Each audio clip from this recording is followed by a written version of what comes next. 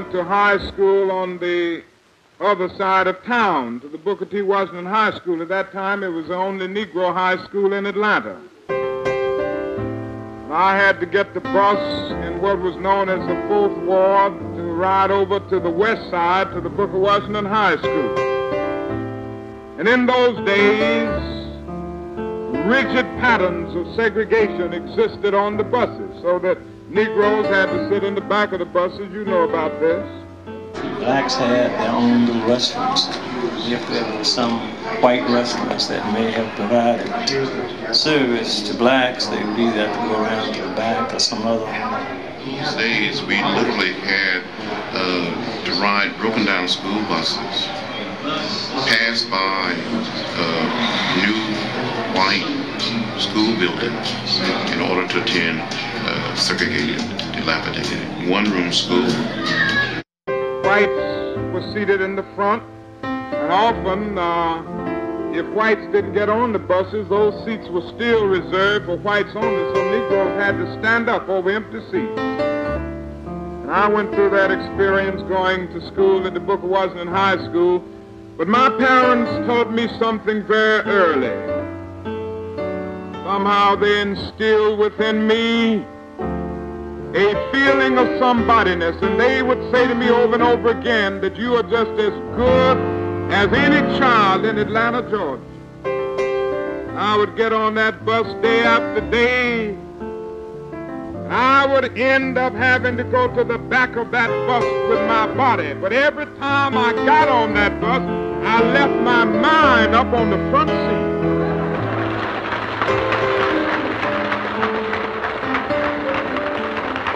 And I said to myself, one of these days I'm going to put my body up there where my mind is.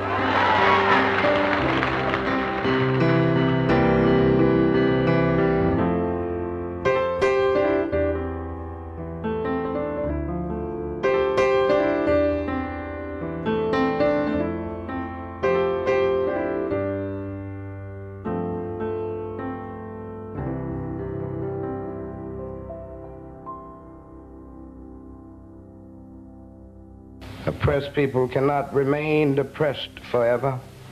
The yearning for freedom eventually manifests itself, and that is what has happened to the American Negro. Something within has reminded him of his birthright of freedom, and something without has reminded him that it can be gained. Consciously, unconsciously, he has been caught up by the spirit of the times.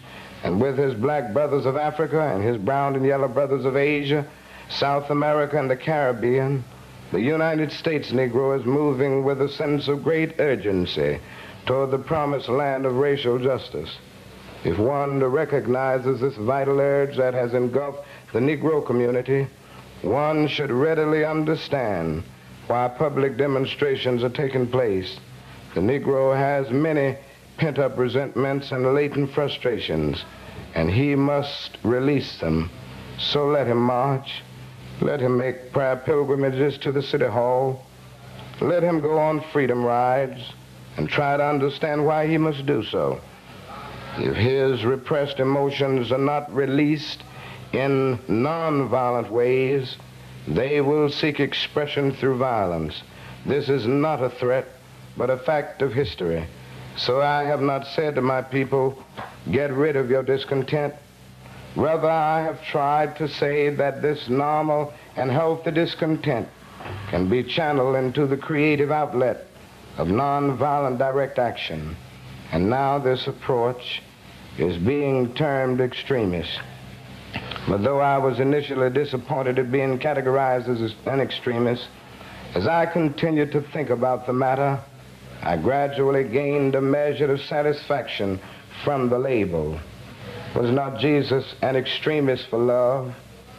Love your enemies, bless them that curse you, do good to them that hate you, and pray for them which despitefully use you and persecute you. Was not Amos an extremist for justice? We went back to Memphis for Dr. King, because Dr. King said that he was going to have a nonviolent march in Memphis. Those of you who believe in